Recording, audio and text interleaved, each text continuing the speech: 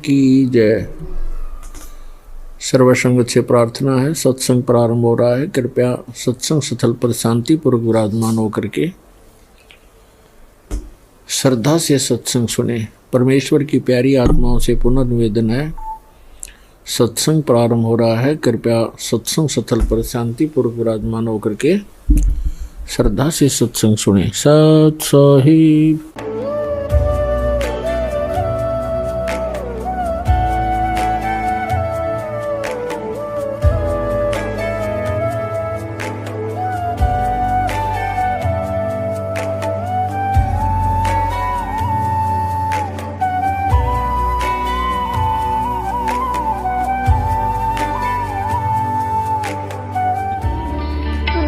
परमात्मा को पाने तथा उसका वास्तविक लाभ प्राप्त करने के लिए पवित्र बाइबल में प्रमाण है कि प्रभु ने मनुष्य को अपना ही स्वरूप बनाया।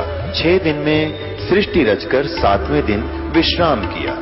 कुरान शरीफ में प्रमाण है कि हजरत मोहम्मद को खुदा स्वयं कह रहे हैं कि मैंने तुम्हें उस परमात्मा की महिमा बताने के लिए भेजा है। वो परमात्मा कबीर है जिसने 6 दिन में सृष्टि रची तथा 7वें दिन तख्त पर जा विराजा। उसकी खबर किसी बाखबर से पूछकर तो देखो। कृपया अवश्य सुनिए जगत गुरु तत्वदर्शी संत रामपाल जी महाराज के अमृत वचन। सतगुरुदेव की जय। बंदी छोड़ कबीर परमेश्वर जी की जय। बंदी छोड़ गरीबदास जी महाराज जी की जय हो। स्वामी राम देवानंद जी गुरु महाराज जी की जय हो।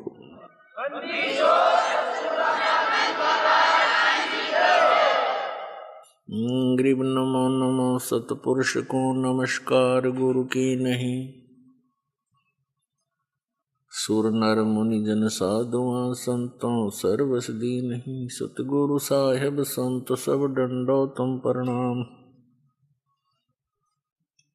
आगे पीछे मध्य हुए तिनको जा कुर्बान। नराकार निर्विषम काल जाल भय व्यंजनम। निर्लेपम निज निर्गुणम अकल अनुपवेशोन्दुनम।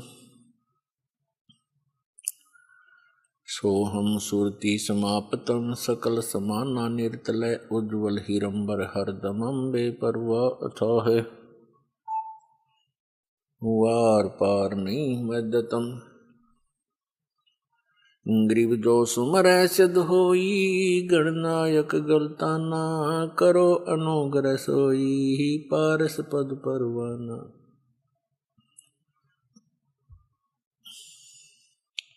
आदि गणेश मनाऊं गणनायक देवन देवा। चरण कमल लो लाऊं आदंत करूं सेवा। परम शक्ति संगीतम रिद्धि सिद्धि दाता सोई। अवगत गुण अतीतम सतपुरुष निर्मोही। जगदम्बा जगदीशम मंगल रूप मुरारी। तन मन अर्पों शीसम भक्ति मुक्ति भंडारी। सुर नर मुनि जन जावे ब्रह्मा विष्णु महेशा। शेष सहस मुख गावे पूज्य आदि गणेशा। इंद्र कुबेर सरीखा वरुण धर्म राय ध्यावे। समर्थ जीवन जी का मन इच्छा फल पावे। 33 कोटि आधारा ध्यावे शेष 88। उतरे बहु जल पारा कट है यम की फांसी। 33 कोटि आधारा ध्यावे शेष 88।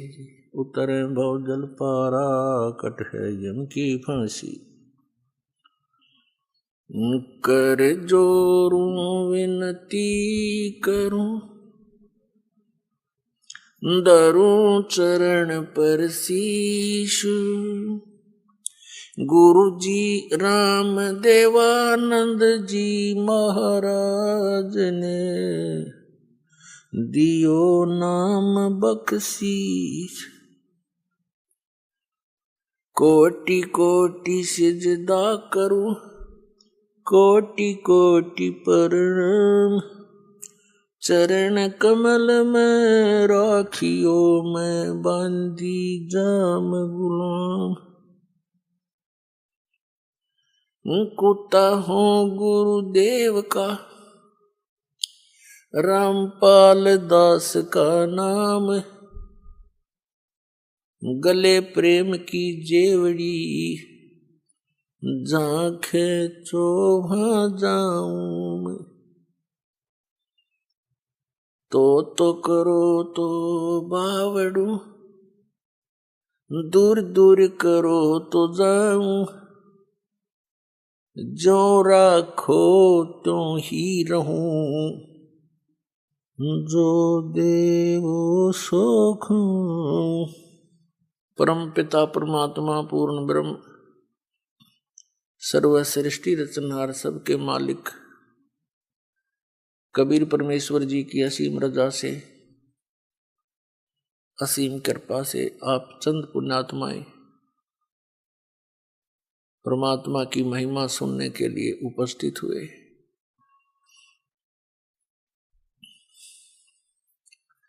युगों युगों के पुण्यक्रम जिस पुण्यात्मा के साथ होते, उनको सत्संग और संत प्राप्त होते। कबीर परमेश्वर जी ये हम सभी आत्माओं के हमदर्द हैं, ये हमारे अपने पिता हैं। और हम यहाँ काल के लोक में घने दुखी हो रहे हैं।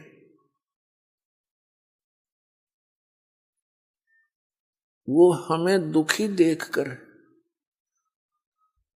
स्वयं भी बहुत परेशान रहते हैं कि अब इनको कैसे काल के जाल से निकालकर अपने लोक में ले चलूं, क्योंकि यहाँ के भगवान ने, यहाँ के स्वामी ने, इस ब्रह्म ने, काल ने, ज्योति निरंजन ने आप जी को पूर्ण रूप से अज्ञान से रंग रखा है। आपको ना भगवान का पता, ना अध्यात्म ज्ञान का पता, जिससे ये पता चलता है कि आप कौन हो, ये यहाँ किस लिए जन्म और मर रहे हो। सारा जीवन संपत्ति इकट्ठी करने में सारा जीवन लगा देते हो, एक पल में आपकी मृत्यु हो जाती है, सब धरा धराया रह जाता है। ये के तो कोया बता, ये कोई जीवन है? हम इस सोच से जीते हैं कि हमारे बच्चे सुख से जी लेंगे, हम मकान बना चले। और बच्चों का क्या पता वो कितने दिन रहेंगे उस मकान में। तो इतनी बुद्धि हमारी काम ना करती। और यदि हम सोच भी लें तो फिर कोई विकल्प नहीं नजर आवा था कि इसका विकल्प क्या है। अब परमेश्वर ने इसका विकल्प आपके समक्ष खड़ा कर दिया। अब जितनी मेहनत और परिश्रम आप इस काल के जोड़ तोड़ में लगाया करते थे, उससे 20% भी इसमें लगा दोगे भगवान वाले में, तो भी आपका सदा का छुटकारा हो जाएगा जन्म और मरण से। आप सदा सुखी हो जाओगे, आपको यहां भी सुख मिलेगा। तो इसके ज्ञान होने से ही हम इस संसारिक कर्मों से उल्टे हटेंगे और भगवान की तरफ ज्यादा बढ़ेंगे। आपको यदि यहाँ भी थोड़ा बहुत जैसा यहाँ का सुख है वो चाहिए, तो भी आप जी ने कबीर परमात्मा की भक्ति ही करनी पड़ेगी। यहाँ भी सुख यही दे सकता है, आपके परिवार की रक्षा करेगा, आपकी रक्षा करेंगे, आपको भक्ति देंगे, आपके साथ साथ रहेंगे। जो जन मेरी शरण है ताका हूं मैं दास, और गेल गेल लाग्या फिरूं जब तक धरती आकाश। जो बच्चा गौ की नजर में यूं साईं को संत, और भक्तों के पीछे फिरे वो भक्त वत्सल भगवंत। जब आप इसकी शरण में आ जाओगे, इस दास से उपदेश ले लोगे, उसी दिन से परमात्मा आपका हाथ पकड़ लेगा। और जैसे माता पिता अपने बच्चे की प्रत्येक सुविधा का ध्यान रखते हैं, ऐसे रखेगा। अब परमात्मा हमें याद दिलाते हैं आकर के, और कहा करते अपने आप में ही, अपने ही आप में उदाहरण दे देकर वो परमेश्वर हमें समझाने की चेष्टा करते हैं। क्या बताते हैं? मानत ना मन मोरा साधो, मानत ना मन मोरा रे, बार बार मैं ये समझाऊं जग में जीवन थोड़ा रे, बार बार मैं ये समझाऊं जग में जीवन थोड़ा रे। मानत ना मन मोरा साधो, मानत ना मन मोरा रे, बार बार मैं ये समझाऊं जग में जीवन थोड़ा रे, बार बार मैं ये समझाऊं जग में जीवन थोड़ा रे। इस काया का गर्व न करियो, के काला के गोरा रे, इस काया का गर्व न करियो, के काला के गोरा रे, बिना भजन कछु काम न आव चाहे, एतर छड़को चहु ओरा रे, बिना भजन कछु काम न आव चाहे, एतर छड़को चहु ओरा रे। मानत ना मन मोरा साधो, मानत ना मन मोरा रे, बार बार मैं ये समझाऊं जग में जीवन थोड़ा रे, बार बार मैं ये समझाऊं जग में जीवन थोड़ा रे।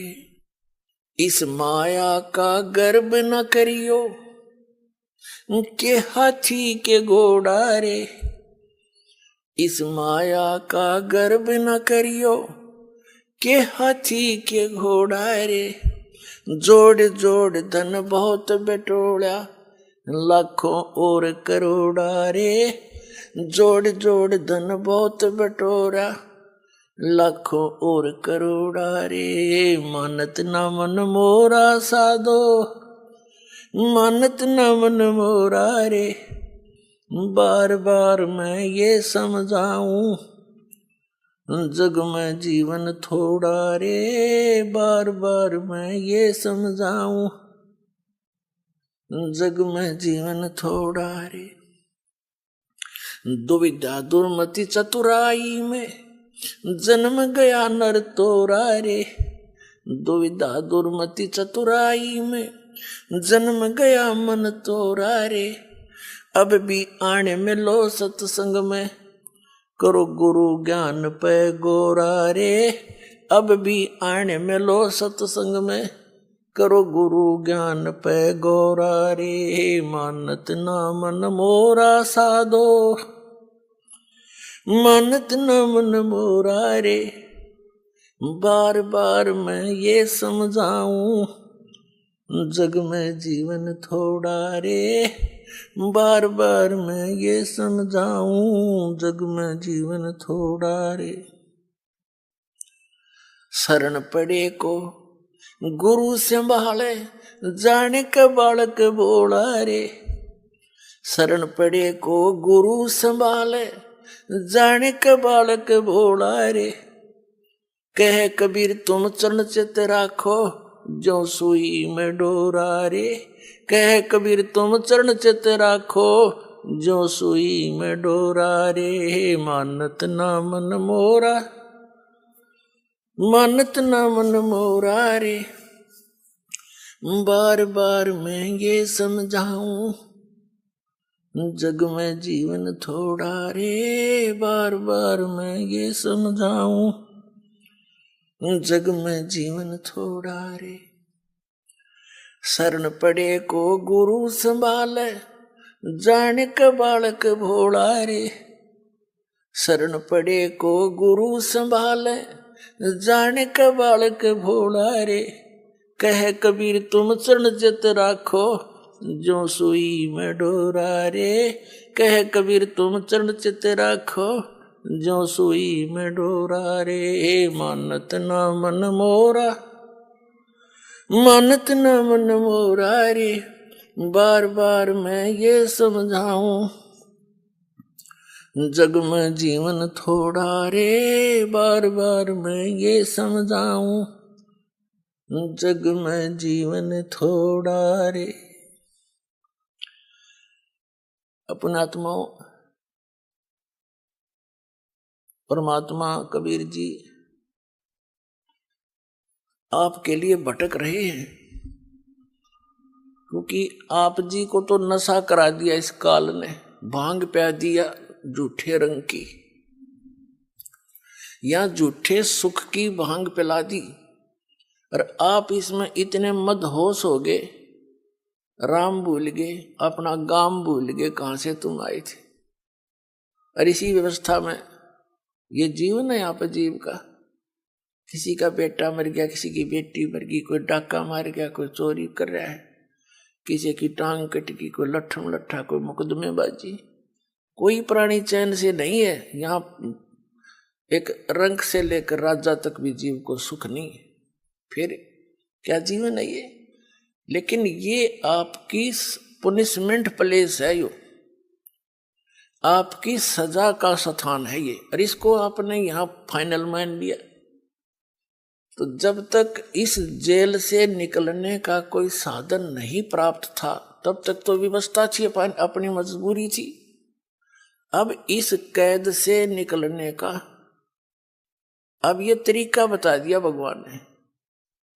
इस परमेश्वर कबीर जी की शरण में आओ, इस दास के माध्यम से दीक्षा लो, और फिर परमात्मा आपका साथी होगा।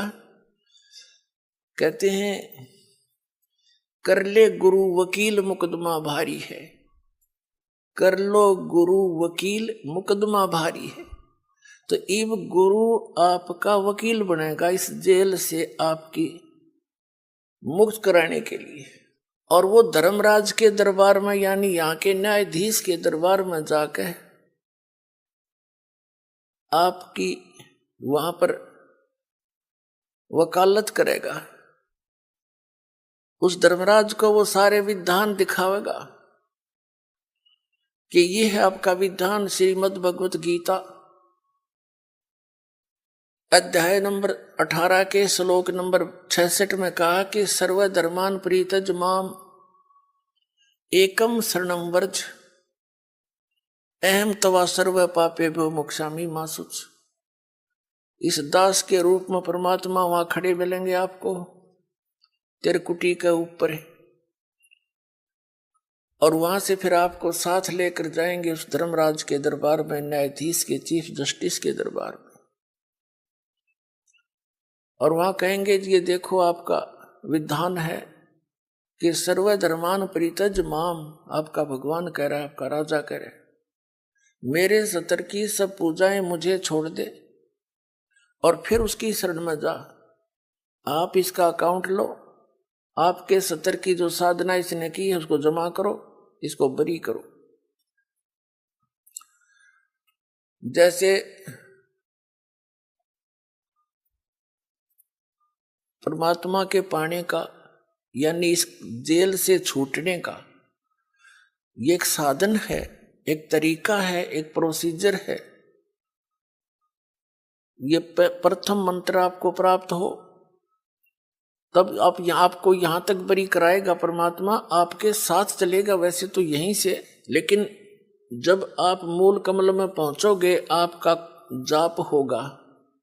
ये प्रथम मंत्र में जो आप जाप करते हो मूल कमल का किलियम, तो वो परमात्मा आपसे पहले यहां तक तो आपको क्लियर कराए पाओगा, आपका डेबिट क्रेडिट साफ करके, और आपके वहां अकाउंट यहां तक तो ऑटोमेटिकली आप साफ मिलोगे। फिर त्रिकुटी में जाकर बात बिगड़ती है। वहां एक बहुत बड़ा मेला भरता है। वहां पर बहुत भयंकर स्थान है वो अनजान व्यक्ति के लिए।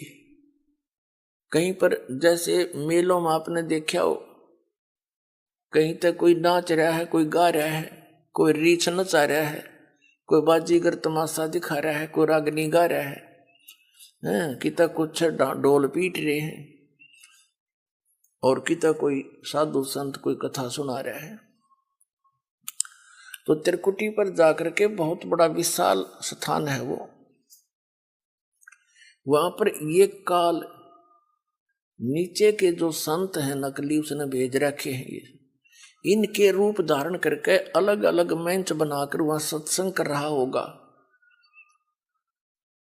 और कहीं नाच रहे हैं, कहीं गा रहे हैं, कहीं पंक्तियां लगी हैं धर्मराज के दरबार में जाने के लिए।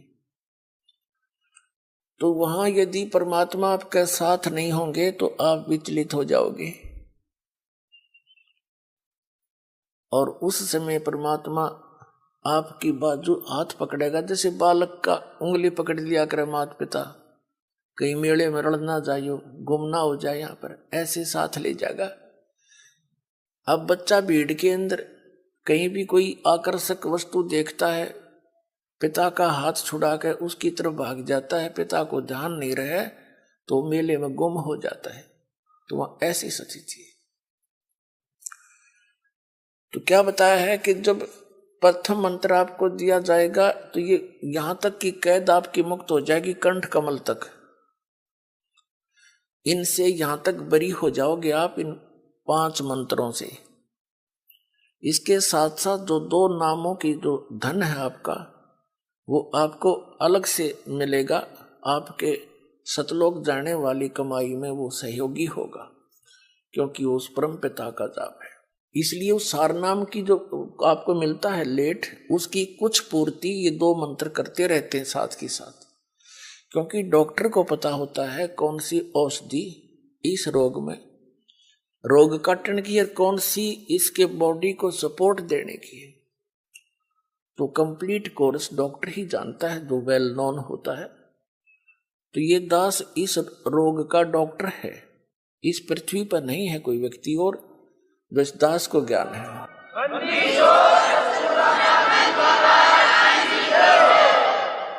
जब आप त्रिकुटी पर पहुंचोगे तो वहां आपको इस दास के रूप में परमात्मा मिलेंगे। तो उस जैसे हमने सबसे पहले पति भर्ता पद पर आना पड़ेगा, वैसे तो इस ज्ञान के आधार से दास ऐसा आपको दृढ़ कर देगा, दूसरे संतों की आपने बात भी नहीं सुहावेगी, क्योंकि उनके पास अध्यात्म ज्ञान नहीं है, अटपट है। तो उस त्रिकुटी के उस मेले में वह कई सत्संग भी कर रहे होंगे, आप उधर देखो भी कोई ना कि ये तो बांडे हैं नींद में, जिनका पास कुछ नहीं है। ऐसी भावना जैसी आपकी यहाँ भावना है, जैसे विचार है, तो वहां ऐसा ही होगा। जैसे स्वप्न में जैसे विचार हैं, जैसे आपकी क्रियाएं हैं, तो स्वप्न में भी वही कई बार क्रियावान हो जाती है, ऐसा वहां रहेगा।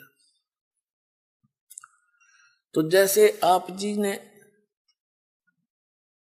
दास दिखाई देगा, आप दौड़े दौड़े जाओगे, गुरु जी वो खड़े, चलो चलो सारे और भी भाई बहन जो साथ होंगे सबको कहो कि चलो वो खड़े गुरु जी सामने, वहां देखो।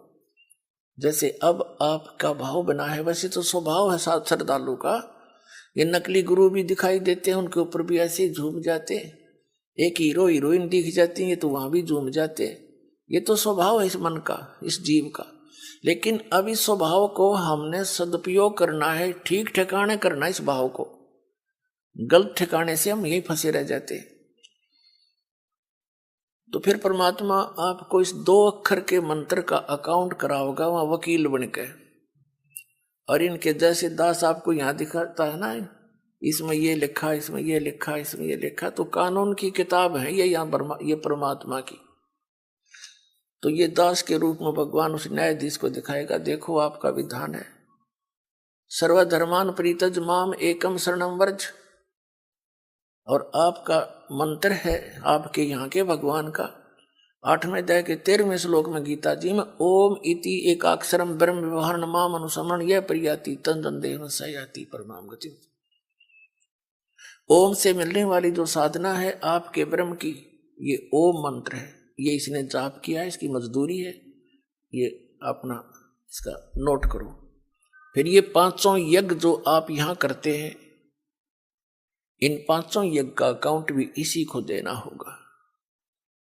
वो सारे के सारे तैयार करके कागज तैयार रखेगा भगवान, उसके दरबार में जमा करा देगा। फिर कहेगा कि ये ओम नाम का जाप आपकी कमाई है, रुको, बाकी इसका अकाउंट क्लियर करो। 2 मिनट में साफ मिलेगा आपका, क्योंकि गुरु आपको यहां से लेकर और सतलोक तक आपके साथ रहेगा, यानी परमात्मा रहेगा इस दास के रूप में। तो इसलिए आपके विषय में बताया है।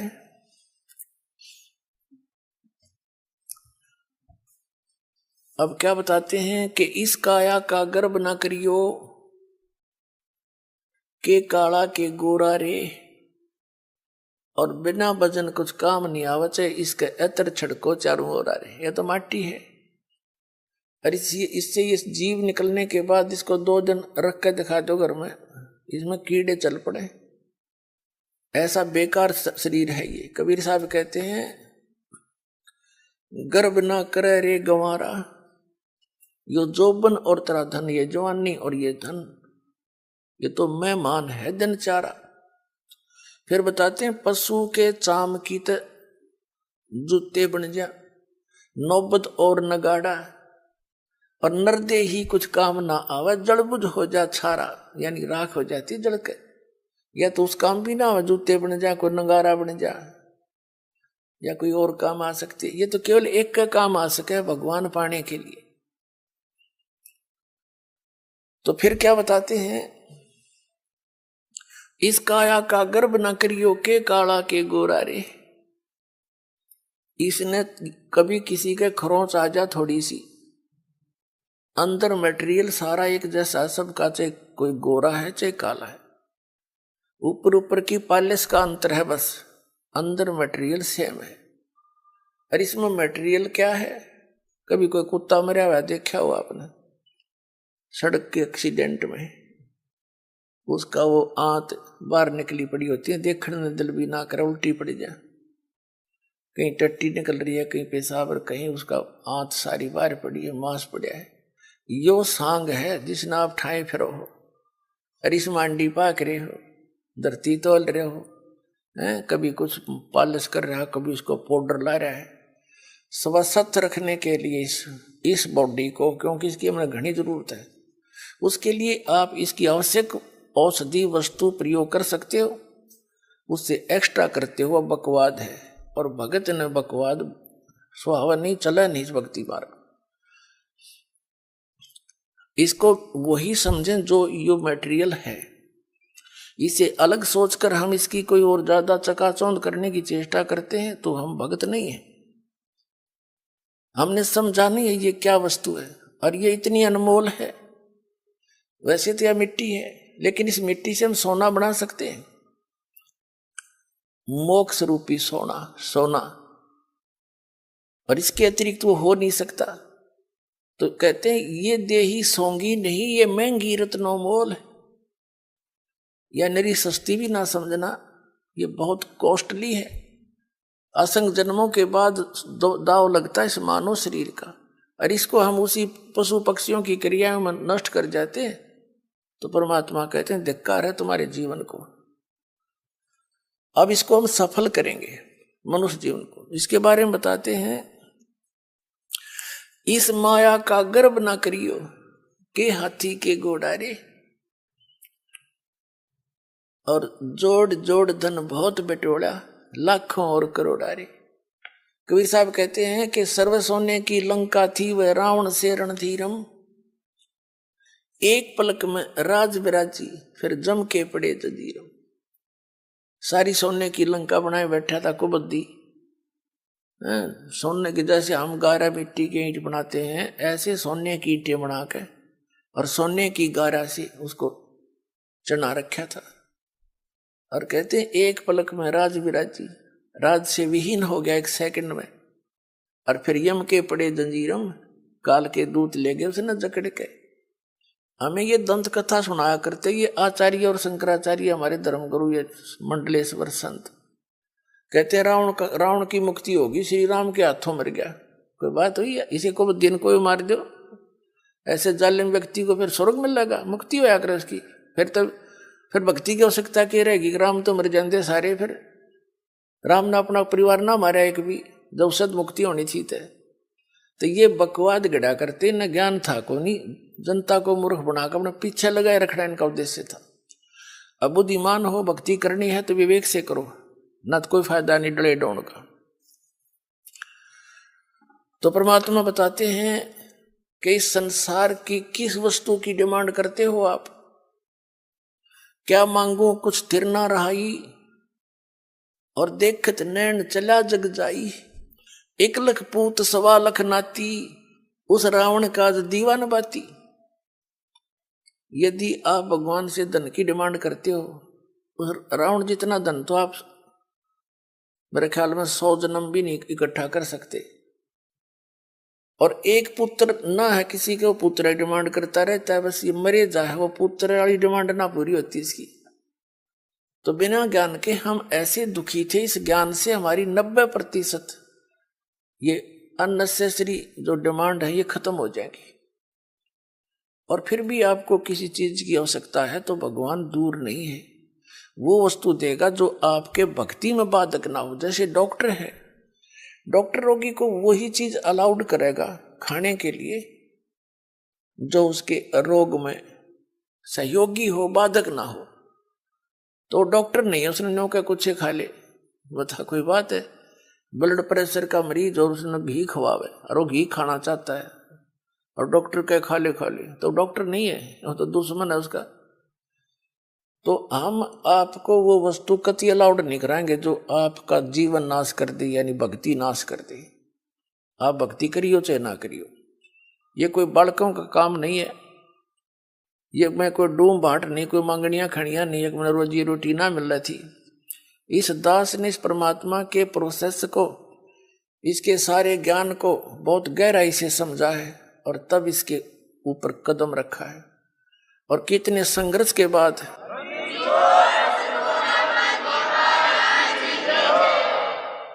ये दास जूनियर इंजीनियर सिविल हरियाणा में नौकरी करता था, इरिगेशन डिपार्टमेंट। जब से ये ज्ञान हुआ, एक नारी तड़प बनी और ये सोचा करता था कि भगवान ये सभी मेरे जैसे दुखी हैं, सभी परमात्मा के लिए भटक रहे हैं। कोई सालासर जाता है, कोई वैष्णो देवी, कोई अमरनाथ के इतनी भयंकर पहाड़ियों पर चढ़ जाता है, वहां मर भी जाते हैं बर्फीले तूफानों से, फिर भी जाते हैं, अगले दूसरे हिचकते नहीं। और ये ज्ञान यदि आपके बच्चों तक पहुंच जाए, भक्ति तो न करनी है तो यह अच्छी भक्ति करेंगे तो काम आओगे, तो डरे ढोरे। और कुछ फिर ये हुआ था कि असंग जन्म हो गया, हमने ये नौकरी करते हैं कि तो बालक पैदा करके न पालते पोसते, राजा भी बन दिए, परमात्मा का विधान बताता है, फिर गधे भी बन गए। तो ये सोचा था दास ने कि भगवान दया करे, उसका प्रचार करूं। जब तक आदेश नहीं था नाम का, तो भक्तों से मिलता था, अपने मित्रों से, रिश्तेदारों से, घर वालों से, सबको कहता कहवाता, और जो समझ जाता नाम दिलवाता था अपने पूज्य गुरुदेव जी से। फिर और मन में ये सोचा करता कि इस नौकरी ने छोड़ छाड़ के अपनी तो भक्ति करूं, इसमें तो सारा दिन सिर दर्द रहता है। लेकिन वो भी हमारी अपनी बालक वाली सोच थी। लेकिन परमात्मा का ज्ञान तो ये कहता है कि डेरे डंडे खुश रहो, खुश रे लेना मोक्ष। ध्रुव प्रहलाद भी पार हो गए, फिर गृहस्थी में के दोष। तो फिर दिल सा डटे था। फिर गुरुदेव ने आदेश दे दिया एक दिन के नाम दिया कर तू, आज से मेरा आशीर्वाद तेरे साथ होगा। विश्व में तेरे समान संत नहीं होगा। मैं उनके मुंह की तरफ देख रहा था।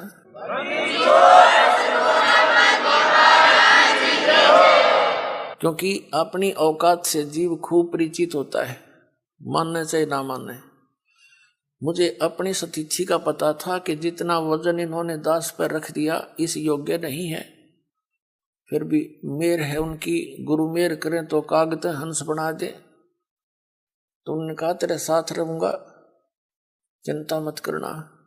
और आज से सभी जितने उनके शिष्य थे सबसे कह दिया था कि आज के बाद मैं तुम्हारा गुरु नहीं हूं, आज से दोबारा इससे उपदेश ले लो और इसको गुरु बनाओ, इससे तुम्हारा मोक्ष होगा। अब यह बात भी नहीं हमारे गले उतरे थी कि उन तो मौज है उनकी।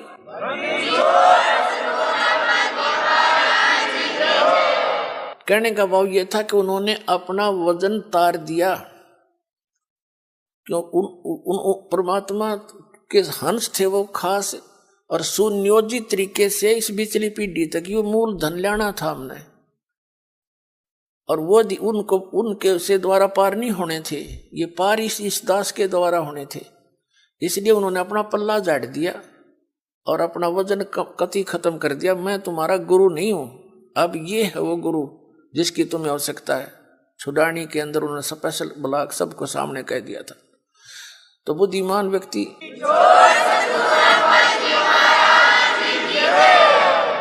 तो पहले तो यूं था भी चलो परमात्मा का भी दान है, भक्ति भी करेंगे, अपने बच्चा में भी रहेंगे।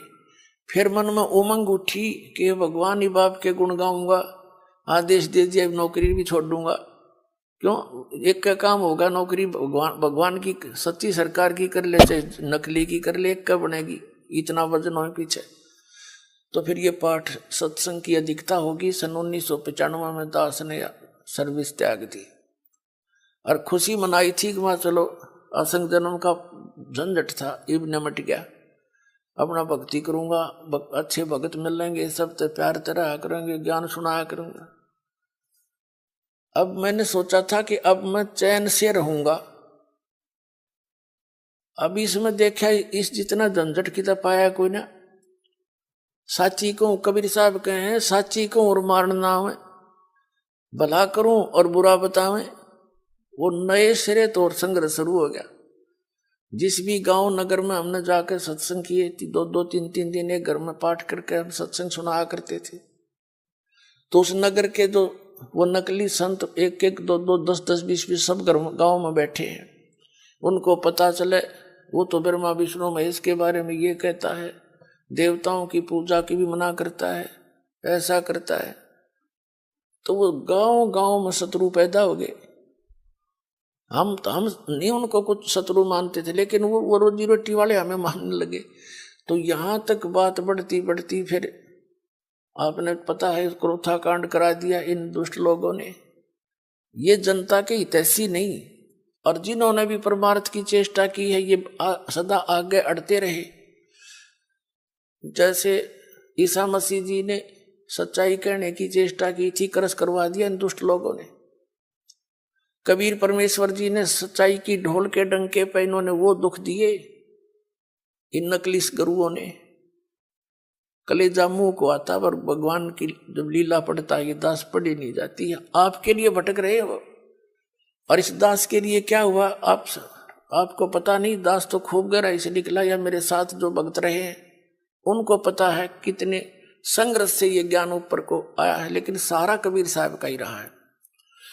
तो दास ने ये सोचा था कि इसमें चैन से रहूंगा, इस जितना दुख तक इतना भी ना पाया। लेकिन अब ये दुख एक बार दास ने हो लिया। कुछ भगत हमारे साथ थे, उन्हें जेल तक जाना पड़ गया इस परमार्थ के लिए। इसी जेल तक 100 मिलो हमने, जो भगवान के बच्चे उभर जाए, जनता का कल्याण हो जाए।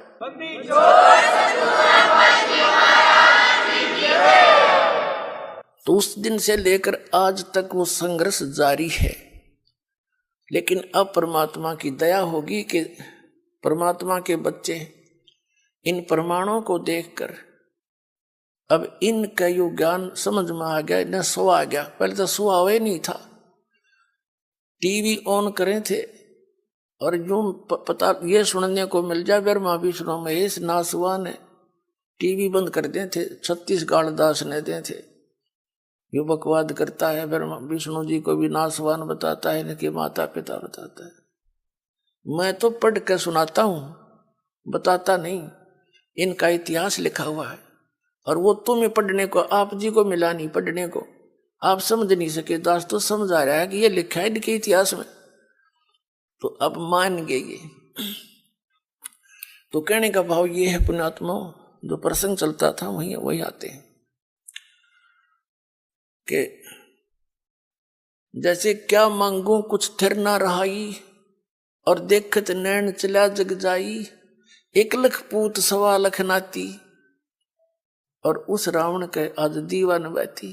के मांगे यहाँ की घटिया वस्तु, ठीक है भगवान दे रहा है, ठीक है, और डिमांड करो, ना देते ये मत सोचो कि भी भगवान ने ऐसा क्यों नहीं दिया। ये सब कुछ दे सकता आपको, ये जो चाहे सो कर सकता कबीर परमात्मा। इसकी डिक्शनरी में इम्पॉसिबल वर्ड नहीं है, ये वो समर्थ परमात्मा है। लेकिन बात यही ध्यान में रखना कि डॉक्टर उसी को वही वस्तु अलाउड करेगा जो उसके रोग में बढ़ावा, नहीं रोग ने सहयोगी हो।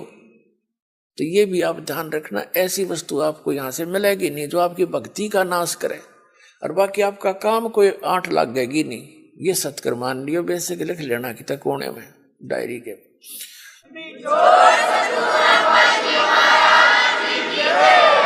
तो क्या बताते हैं कि दुविधा चतुराई, दुविधा दुर्मति चतुराई में जन्म गया नर तोरा रे, और अब भी आन मिलो सत्संग में, और करो गुरु ज्ञान पे गौरा रे। यानी गौर करो, इसमें गड़े ध्यान से विचार करो जो गुरु जी ज्ञान बताते हैं।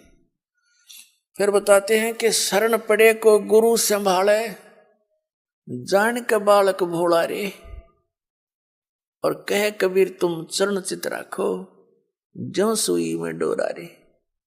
जैसे सुई में धागा डाल देते हैं और नीचे गांठ लगा देते हैं, धागा उस सुई के लटकता रहता है, उसके ऐसे चिपटा रहता है, उससे दूर नहीं हो सकता, उसको साथ साथ ले जाएंगे, साथ लटकता जाएगा। कहते हैं शरण पड़े को गुरु संभाले, जान के बालक भोला रे। पुणात्मा जैसे जितने भी दास ने बहुत इतिहास दिखाए नकली ऋषि में, ऋषियों के संतों के, सभी का विधान है कि जो कर्म में भाग में लिखा है वो तो आपने भोगना ही पड़ेगा। भाग्य में जो लिखा है उसको प्रारब्ध कहते हैं, प्रारब्ध। अब प्रारब्ध में हमने जो दुख भोगने पड़ेंगे, फिर भक्ति की आवश्यकता क्या है? कौन करेगा भक्ति? 1-2 चोटी सी लाग जब आदमी फूक देगा ठाके सारी मूर्तियां नरुन फोटुआ ने, तो क्या कैसे भक्ति कर सकता है? दिल टूट जाता प्राणी का। भक्ति करने की उत्साह तभी बनता है जब आदमी आने वाली आपदा का पता लग जाता कि ऐसा होना था, और फिर एकदम परमात्मा उस बला को टाल देगा आपकी, और आपको महसूस भी होगा सचमुच आज शरण में ना होते थे, बिजली गिर गई थी। तो फिर दूनी रुचि बनेगी भक्ति में। तो क्या बताते हैं कि जब तक आप गुरु की शरण में नहीं आते तो तब तक आप बालक थे, भोले बालक थे। और छोटा बच्चा अबोधपने में जैसे पालने में लेटा है बच्चा, बेटा या बेटी, और टट्टी पेशाब कर दिया कपड़ों में ही, और हाथ पैर मार के सारे कपड़े भी खराब, पैर पूर भी लथेड़ लिया लपट के टट्टी में, और फिर रोने लगता है, तो माता समझ जाती है कि इसने कोई भूख लगी होगी। वो जाती है उसको संभालने के लिए, तो क्या देखती है? सारे कपड़े भी खराब कर रखे, टट्टी भी कर रखी, पेशाब भी कर रखे। तो उसने बालक बुरा नहीं लगता, उसको पता है, इसने पता को नहीं, ज्ञान है माँ ने कि इसको पता नहीं, बालक से उसको ऊपर कोई दोष नहीं, कोई क्रोध नहीं करती। उन्हें उठावेगी, धोएगी, मांजेगी खूब अच्छी तरह, कपड़े धोकर सुखावेगी, नए पर आवेगी, और छाती के लावेगी, फिर लाड करेगी, दूध पिलावेगी। तो आज जब तक इस शरण में नहीं आते परमात्मा कबीर जी की में, आप ऐसे बच्चे हो और अनजानपने में ना जाने कितनी गलती करके आप कति सड़ गए, उसमें लथड़े पड़े हो। लेकिन कहते हैं शरण पड़े को गुरु संभाले और जान का बालक भोला रे।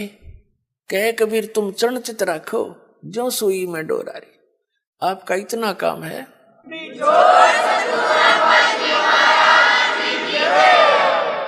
आपके जो प्रारब्ध में जो पहले के जितने भी पाप थे वो आपके साथ लपेट के भेज रखे काल ने, और जिसे पुण्य थे वो भी अंदर डाल दिए, तो आपके दोनों मिलाकर मिश्रण कर रखे।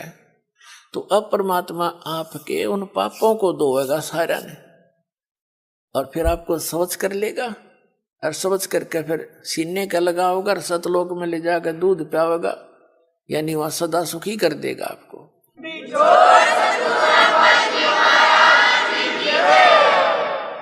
शरण पड़े को गुरु संभाल जान का बालक भोरा रे। कह कबीर तुम चरण चित राखो। फिर आपका कर्तव्य बताया है कबीर साहब ने, आप भी अपने गुरु जी से ऐसा अभेद संबंध कर लो, मन में दोष नहीं आवे। जिस दिन आपके गुरु जी के प्रति कोई विकार आता है, यानी कोई कमजोरी झांकते हो गुरुदेव के अंदर, तो उस दिन आपका नाम खंडित हो जाता है।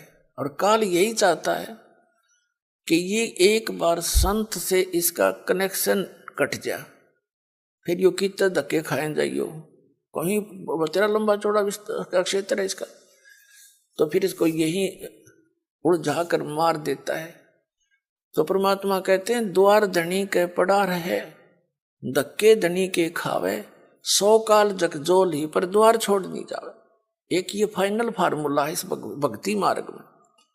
इस परमात्मा कबीर जी के धनी के द्वार पर पड़ा रहे और इसी के धक्के खावे, 100 काल जगजोल ही, कितना ही काल आपको झटके देता दिखे पर परमात्मा से दूर नहीं होना, यह बहुत बड़ी भूल हो जाएगी आपकी।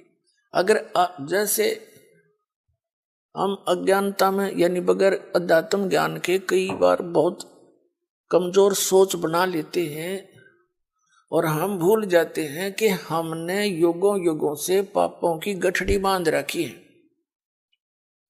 और उसके लिए परमात्मा कहते हैं धीरे धीरे रे मना, धीरे सब कुछ हो, माली सींचे 100 घड़ा तो समय आए फल हो।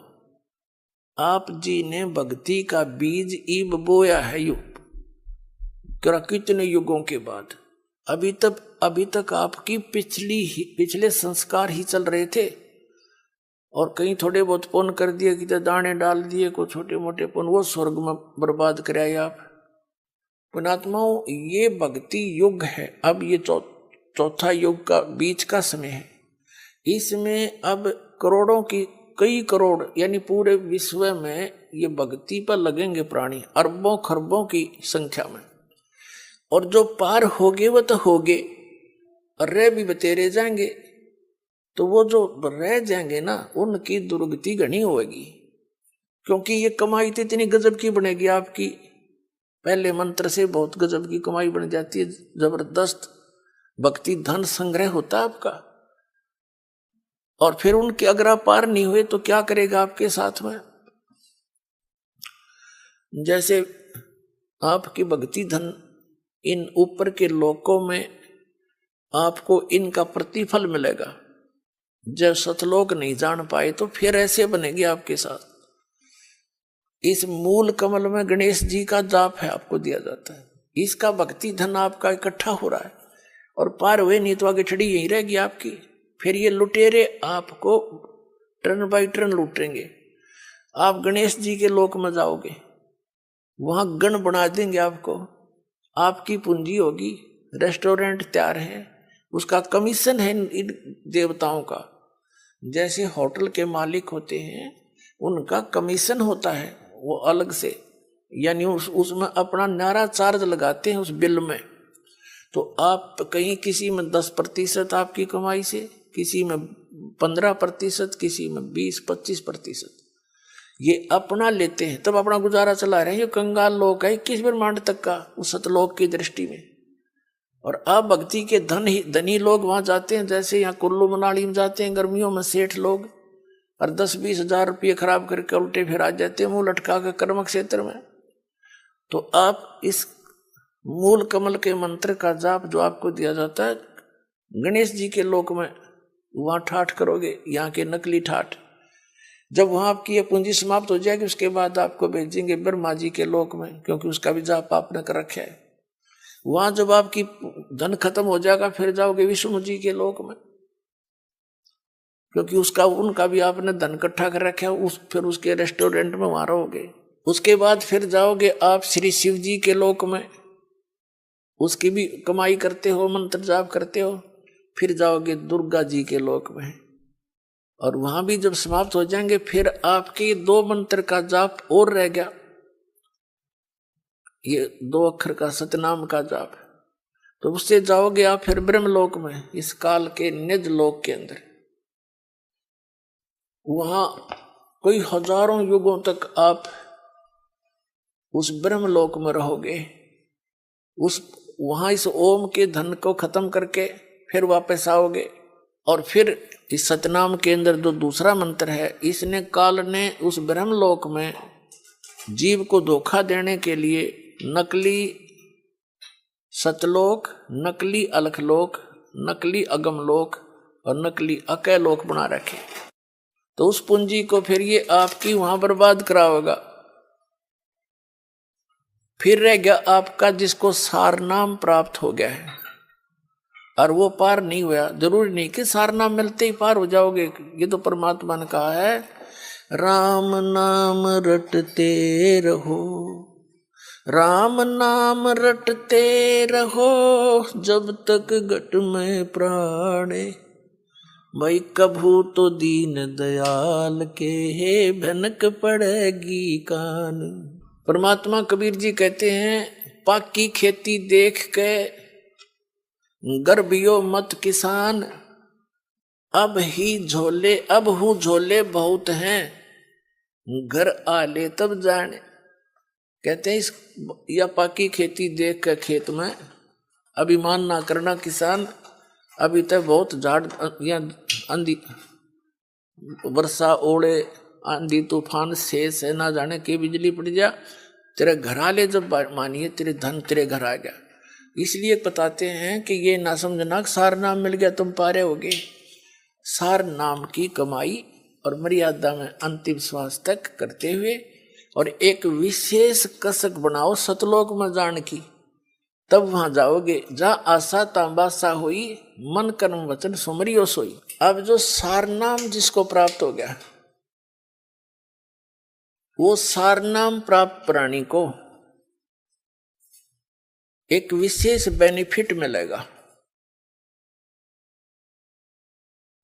उसको फिर जैसे आप जितने भी प्राणी यहाँ आए हो जो सीधे आ रहे हैं, जिनको परमात्मा 600 वर्ष पहले दोबारा आकर मिले थे और उनको पुनः फिर भक्ति से चार्ज कर गए थे कुछ, ताकि यहाँ तक आपके मनुष्य जीवन होते हुए आ गए, एक विशेष बेनिफिट मिलेगा। उस व्यक्ति के, उस आत्मा के साथ परमात्मा सदा रहेगा। लेकिन पार तो होगा इसी समय में, जैसे अब आप ये है वो स्वर्ण युग, ये स्वर्ण युग है इस मोक्ष का, तो पार तो होगा इस समय वो, लेकिन परमात्मा उसके साथ रहेगा। और फिर भी उसका दुर्भाग्य ही है, क्योंकि मोक्ष हुआ नहीं था, फिर नौके नंडले फिर ढोने लग गया। लेकिन दाता साथ रहेगा। जैसे हम पहले देखा करते थे, कई ऐसी दुर्घटनाएं हमारे साथ हुई और सेकंड के भी कुछ हिस्से में बचाव बन गया है, और वहां फिर हम सोचते रह जाते थे भगवान बड़ी जान बची, और ये हम जिन भगवानों की भक्ति करते थे इनको क्रेडिट देते थे, इनका वहां कोई रोल नहीं रहता, वो तो समर्थ एक ही है। जो बच्चा गौ की नजर में न्यू साई को संत, और भक्तों के पीछे फिर वो भगत वत्सल भगवंत। तो कहने का भाव ये है कि जो अब पार हो गए तो धन्य भाग है उनके, और जो रह गए इस भक्ति युग में, हजारों वर्ष चलेगा ये भक्ति मार्ग, ज्ञान एक रह जाएगा, समाधान भक्ति एक ही रह जाएगी। पूरे विश्व में एक रस हो जाएंगे तो भक्ति बहुत आसानी से बनेगी सबकी। फिर अब तो एक भक्त ने ये ज्ञान जाना है, समझा है, घर में विरोध शुरू हो जाता है।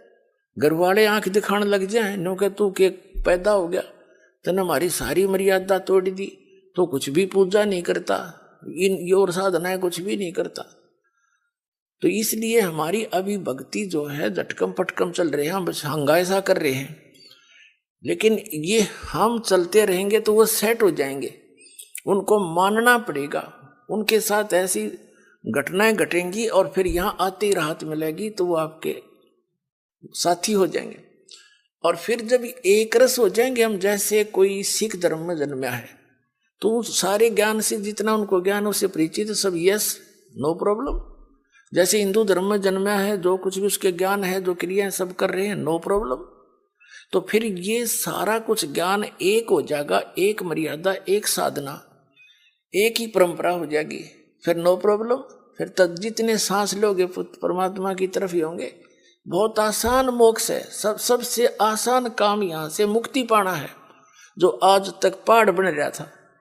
इस सीधे से इस मंत्रों से काम करते करते भक्ति करो, प्यार से रहो, सबको दुखी जानो, यहाँ सभी दुखी हैं, यहाँ सब लावारिस हैं, ये समझ लेना आप। लेकिन कद समझ में आओगी वो थोड़ा टाइम लगेगा। हम सब लावारिस हैं, हमारा वारिस सतलोक में है और हम अपनी गलती करके इस काल का फंस गए। ये तो विलियन है, हर तरह से धोखा देकर हमसे सब क्रियाएं बाई फोर्स करवा रहा है। किसी भी कार्य को देख लो आप, संतानों उत्पत्ति बाई फोर्स कराता है, इतनी वासना पैदा कर देता, बलात्कारों तक कर जाते हैं दुष्ट लोग। तो कोई बात है या? और इसी कोई भी कार्य आप देख लो, सारा विवश करके करवाया जा रहा है, ये नहीं करोगे तो ऐसा नहीं होगा, ऐसा नहीं करोगे तो ऐसा नहीं होगा। और वो सतलोक है जहां पर आप जिस सुख की यहाँ खोज कर रहे हो वहां मिलेगा। जैसे यहाँ हमने कहाँ तक कोशिश कर ली, रिमोट लगा लिए टीवी चलाने के, अंगूठा नहीं काम ना करना पड़े, मौज करें। लेकिन क्या एक रिमोट से काम खत्म हो गया?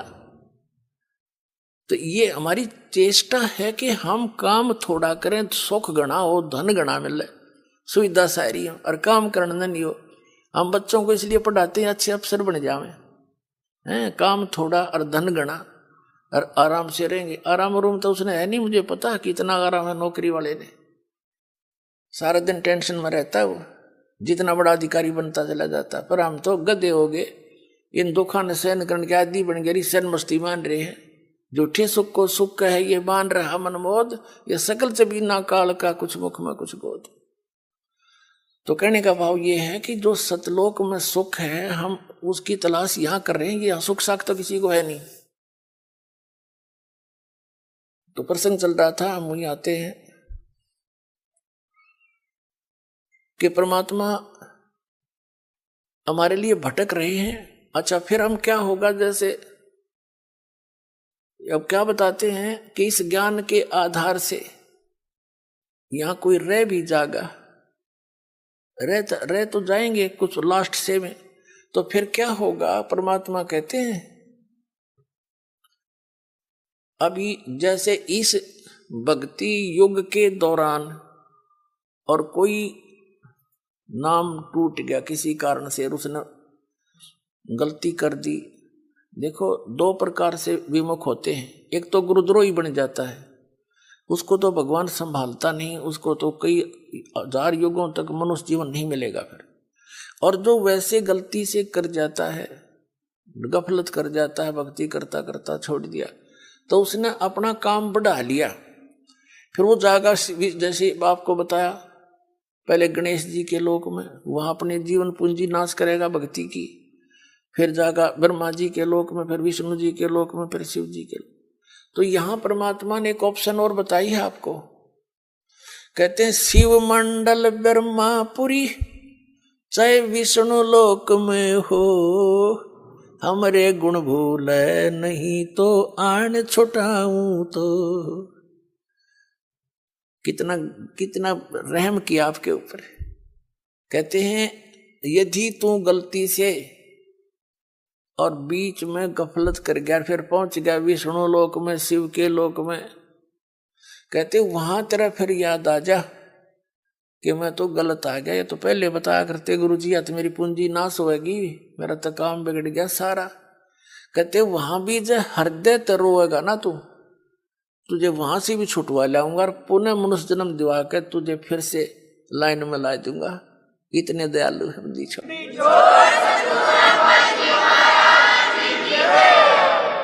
शिव मंडल ब्रह्मापुरी चाहे विष्णु लोक में हो, और हमारे गुण भूले नहीं। ये गुण है भगवान के, ऐसा दयालु है। ये कर्म करने चाहिए, इनकी पूंजी हमने यहाँ नहीं प्रयोग करनी है, ये तो हमारे साथ धोखा हो रहा है। कहते ये गुण तरह याद रह गए वहां भी।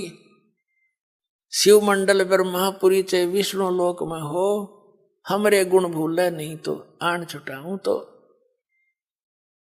और फिर क्या होगा, जैसे लास्ट में जो रह जाएंगे, लास्ट के क्या होगा, लास्ट जो भक्ति इस कलयुग में हजारों वर्ष तक ये अब चलेगा, दाता की दया होगी। क्योंकि प्रॉमिस है परमात्मा का कि इस पिछली पीढ़ी में जहाज भर भर ले जाऊंगा सतलोक में अपने बच्चा की, और वहां ठाठ कर देंगे।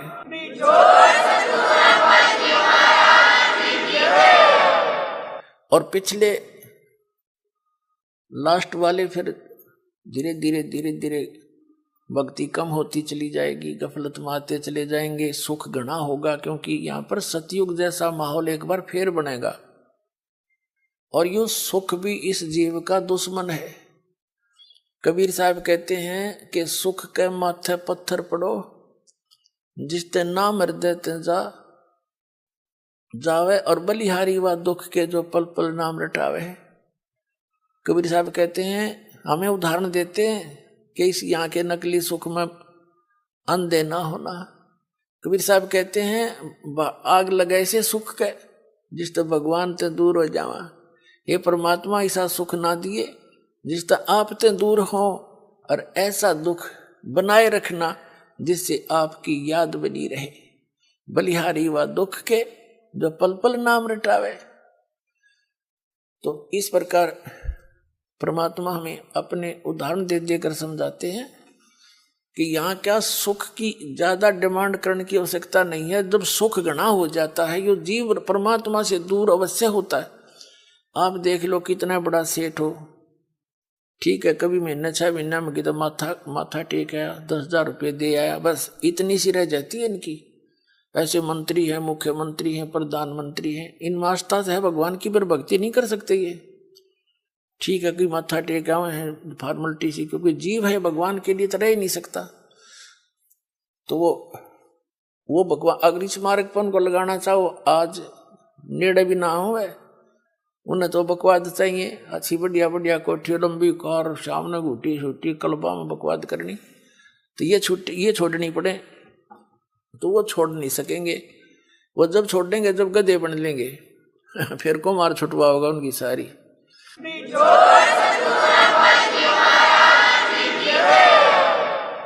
अपने आत्माओं जो प्रसंग चल रहा है वहीं आते हैं। अब क्या बताते हैं, जैसे प्रसंग ये चला है कि आप जी इस परमात्मा के शरण में आए हो, और आप कुछ धर्म पुण्य भी करते हो, क्योंकि हर तरह से ज्ञान दिया जाता है। और आप ये सोचते हो कि भी कई बार ऐसा सोच लेते हैं कि मैंने जो है ना नाम लिए भी इतने दिन हो गए, सतनाम भी मिल गया, पाठ भी करा दिया, ज्योति भी चढ़ा दी, और फिर भी कोई ना कोई आंट अड़ांस, यानी कोई ठीक होगी एकाधित हमारे कर्म की, कोई इनको बनी ही रहती है, इतने पाप हमारे इकट्ठे। तो वो ये सोचे, कई तो ऐसे पता लगा जब अब तो इतना ध्यान नहीं रहता दास को, क्योंकि संगत ज्यादा होगी, भगवान के बच्चे बहुत हो गए। पहले 100-200 भगत थे शुरू में, और उनको इतने सुख दिए परमात्मा ने, अपने मुंह से बताया करते, उनकी जीभ का जुबान का थूक सूख जाता था सुख बताते बताते।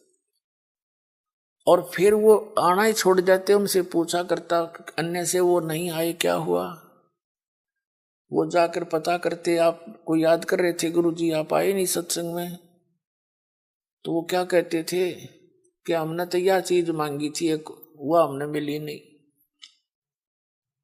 अब परमात्मा कहते हैं, और साथ में ये उलाना दे, हमने पाठ भी करा लिया, 1 साल हो गया, नाम भी ले रखा था, ये ऐसे ऐसे हमारे साथ ऐसे हो गया। तो उनको फिर भगत समझाया करते थे कि आपको ये सुख भी हुए थे। कहा ये तो हुए थे पर यूं तो ना होया, और तो हुए थे पर एक ना होया। अब कहने का भाव ये पुण्यात्माओं, ये भी ज्ञान की कमी के कारण मार खा जी। तो दास की चेष्टा ये रहती है कि आपको अध्यात्म ये संपूर्ण ज्ञान करवाऊं, और संपूर्ण ज्ञान होए बिना आप भक्ति नहीं कर सकते। कबीर साहब कहते हैं ज्ञान संपूर्ण होया नहीं और अर्धा नहीं छदाया छदावे, और देखा देखी भक्ति का यो रंग नहीं चढ़ ठहरावे। तो जब तक आपके हृदय में जख्म नहीं हो जाएगा कि स्थान के अतिरिक्त कितने ठिकाना नहीं है, और इस भक्ति इस भगवान ऐसा भगवान नहीं, ऐसा ज्ञान नहीं, और यहाँ भी कोई थोड़ी बहुत ठूठा है तो यह होने दे फिर इसने। इसका कारण क्या है कि जैसे इस तरह के अनजान व्यक्ति कह ही देते हैं, ये भी कर दिया जी, ऐसा हो गया जी, ऐसा नहीं हुआ मुझे। तो एक विचार करने की बात है। सर्दी के अंदर, सर्दियों के अंदर आप दिसंबर जनवरी के महीने में आपने स्वेटर पहन रखी है, जर्सी पहन रखी है, और फिर भी सर्दी लग रही है आपको, तो उसका क्या विकल्प है? क्या समझदार व्यक्ति होगा, क्या वो उस जर्सी ने भी उतार कर धर देगा? अगर मुझे ठंड भी लग रही है, मैंने जर्सी भी पहन रखी है। इस नाम को छोड़ना, इससे दूर होना, इस बहाने कि इतना कुछ कर दिया थोड़ा, वो फिर भी काम नहीं बन पा रहा, यानी कुछ हानि है। तो पुण्यात्माओं, जितना वो जर्सी का काम था, इतना प्रोटेक्शन वह आपका कर रही थी, अरे इसने उतार देगा तो नमूनिया होगा, होता के समझदारी करोगे। यानी जितना भजन भक्ति सुमरण आपने किया है उतना प्रोटेक्शन आपको प्राप्त है। लेकिन सर्दी ज्यादा है, काना के हाथों के लग रही है तो यह लागण दे, या आपका नमूनिया नहीं कर सकती जब जर्सी ना उतारोगे तो, और ये चली जाएगी तो महीने 2 महीने में। तो कहने का भाव ये है, जितनी भक्ति धर्म धन दान आप कर रहे हो, ये उतना ही आपका प्रोटेक्शन होता जा रहा है। और थोड़ी बहुत सर्दी यानी पाप कर्मों की सर्दी घनी है आपकी, और थोड़ी बहुत की तो कान कून का लगा है तो लागण दे इसने, इससे बचाव बहुत है। जब जर्सी तार दी तो नमूनिया होगा, मरेगा जल्दी, काम बनेगा। तो उसका प्रोटेक्शन क्या है? मान लीजिए जर्सी से भी सर्दी लग रही है तो कंबल ओढ़ ले, और यानी प्रोटेक्शन है बढ़ा इसका। यानी धर्म करते करते भजन करते करते भी आपके ऊपर कुछ ऐसी वस्तु फिर भी थोड़ी बहुत लगती है आपको सर्दी कर्मा की, तो उसका प्रोटेक्शन कर, भक्ति है बढ़ा, धर्म बढ़ा। और द्वार धनी के पड़ा रहे धक्के धनी के खावे, 100 काल जगजोली पर द्वार छोड़ नहीं दो। ये है इसका एक सीधा सा फार्मूला, इसने अपना कर रखियो। ये आपको जो है कि वो इंस्ट्रक्शन दी जाती है सत्संग में, कहीं मार ना खा जाओ। तो इस प्रकार आप सोच विचार से चलोगे। कैसे? जैसे गीता अध्याय नंबर 7 के श्लोक नंबर 29 में क्या बताया है कि जरा मरण मोक्षाय यतन्ति ते ब्रह्म मामाश्रित यतन्ति ये ते ब्रह्म विदु ते ब्रह्म तत्व विदु और कृष्णम अध्यात्म कर्म च अखिलम। इसका सीधा सा अर्थ है कि जो प्राणी, जो साधक मेरे इस ज्ञान का आश्रय करके कि तत्वदर्शी संतों की खोज कर अर्जुन, चौथे अध्याय के 34वें श्लोक में कहा, और तत्व ज्ञान भी बता दिया चौथे अध्याय के 32वें श्लोक में कि उस सच्चिदानंद घन ब्रह्म के द्वारा अपने मुख से बोली गई जो वाणी है अध्यात्म मार्ग की, वो तत्व ज्ञान है। उसको उसमें विस्तार के साथ सब धार्मिक यज्ञों की अनुष्ठानों की जानकारी दी गई है, वो तत्व ज्ञान है। चौथे अध्याय के 34वें श्लोक में कहा कि उस तत्व ज्ञान को तू तत्वदर्शी संतों के पास जाकर समझ, उनको दंडवत प्रणाम करने से, यानी आधीनी, सबसे पहले आधीनी होती है भक्ति में। आधीनी नहीं है तो आप भक्त नहीं बन पाओगे। जैसे लड़का, जैसे कोई बच्चा मिलिट्री में भर्ती हो गया तो वहां पर उसको सारे गुर सिखाए जाएंगे युद्ध करने के, आपत्ति में कैसे अपना बचाव करना है, उसके सारे पिट्ठू पैठू लगा के उनकी रिहर्सल कराई जाती है और लंबे पेट पलनियां चलाए जाते हैं कौड़ियों के ऊपर काफी दूर तक, ताकि संघर्ष करने के योग्य हो जा। और वो बच्चा आके वहां करे नहीं उन क्रियाओं को, तो उनको कौन रखेगा वहां फौज में, बाहर फेंक देंगे। तो यहां आप आए हो, हमने काल के साथ युद्ध करना है, यानी इस अज्ञान के साथ भी और काल के साथ भी। उससे बचने के लिए ये हमारे फॉर्मूले, दंडवत प्रणाम करे, आदि नहीं रहे, बुराई छोड़ दे। तो इन नैना नहीं करेगा तो फिर वो फौजी किसा, फिर वो भगत कैसा। तो आप जी को यहाँ रिहर्सल कराई जाती है। जब आप सतलोक जाओगे ना, या काम आओगे आपके। अब आज जैसा भाव आपका इस दास के प्रति है, आपके शरीर छोड़ने के बाद भी वैसा ही रहेगा। स्वभाव तो अंतःकर सूक्ष्म शरीर में होता है। ये ऊपर का कवर कांचली यहीं रह जाएगी, जैसे सर्प कांचली छोड़ जाता है, ये तो ऐसी छोड़ जाओगे आप। अंदर है ओरिजिनल वस्तु, वो शरीर भी और है। उस शरीर को, जो इसके अंदर शरीर है, इस भक्ति से उसको चार्ज किया जाता है और फिर वो है आपका असली शरीर। कब तक? जब तक सतलोक नहीं जाओगे तो वो शरीर है आपका, वो काम देगा, उसमें भक्ति संग्रहित है। फिर जहां जहां हम जाते जाएंगे उसी स्तर के उस शरीर में, जैसे इस पहले द्वार को हम 10वें द्वार को पार करेंगे तो उसके बाद हमारा दूसरा शरीर ऊपर क्या एक कवर और उतर जाएगा। उसके बाद हम 11वें द्वार को पार करेंगे काल के लोक में, तो वहां एक शरीर का एक आवरण और उतर जाएगा। उस नीचे वाले में दूसरे मंत्र की चार्जिंग रहेगी। फिर हम उससे जाकर के 12वें द्वार को पार करेंगे, तब वो दूसरे मंत्र वाला जो कवर जिससे चार्ज है वो भी वहां भक्ति वहीं रह जाएगी। फिर केवल तीसरे नाम वाला ही वो आत्मा के साथ जागा और सतलोक में जाकर आपको तुरंत फिट हो जाएगा, जो वहां के हंसों का होता है।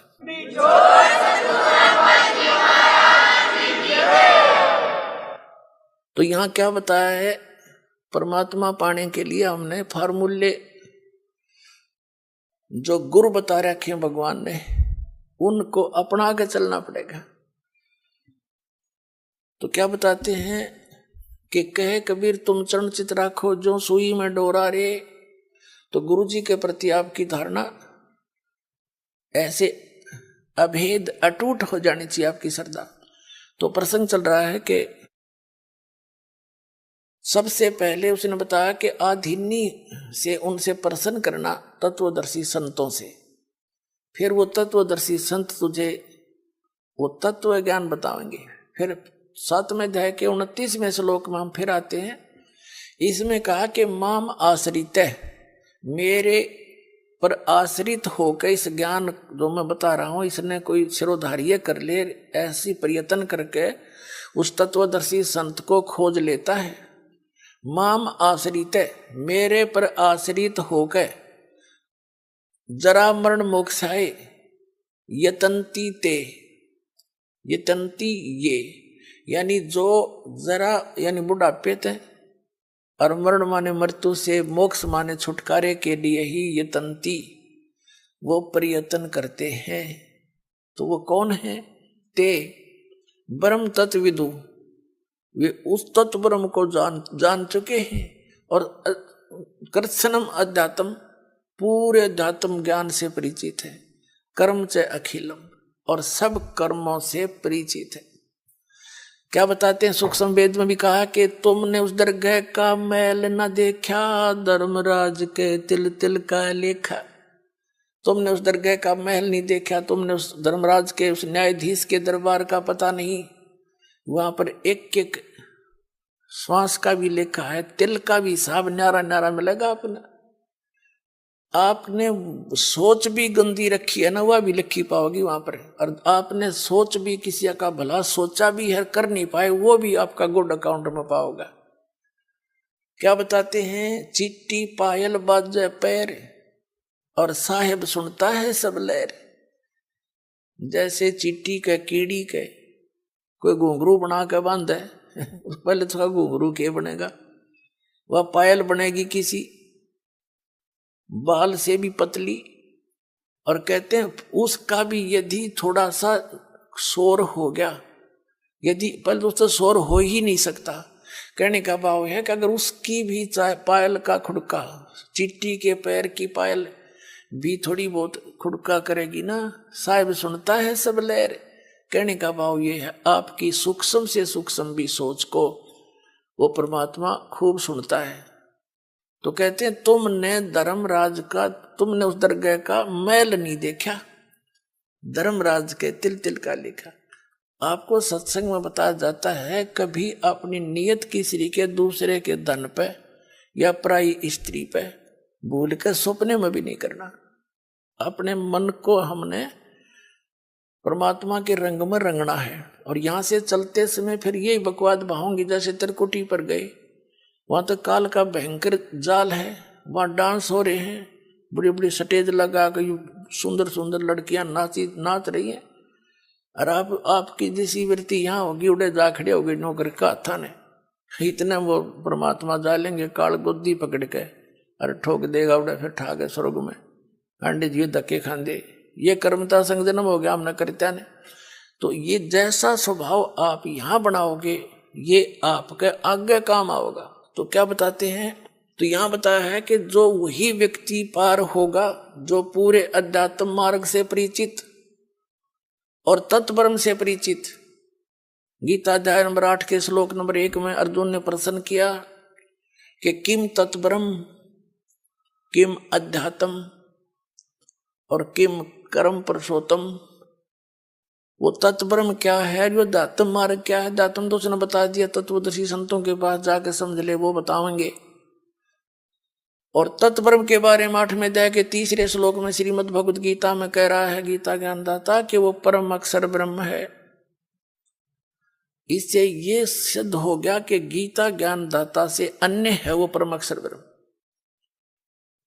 और ये है वो तत्वदर्शी संत जो आपको कृत्स्नम अध्यात्म बतावेगा, यानी पूरा।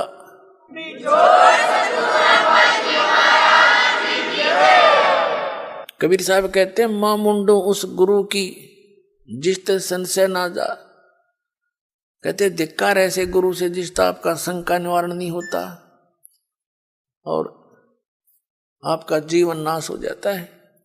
तो क्या बताया है इसमें कि जो कबीर साहब कहते हैं, ज्ञान संपूर्ण होया नहीं, अर्धा नहीं छदावे, और देखा देखी भक्ति का यो रंग नहीं ठहरावे। अब पुण्यात्माओं, इस भक्ति मार्ग में सबसे पहले गुरु की भूमिका होती है। और कबीर साहब कहते हैं, गुरु मानुष कर जानते ते नर कहिए अंध, ओवे दुखी संसार में आगे काल के फंद।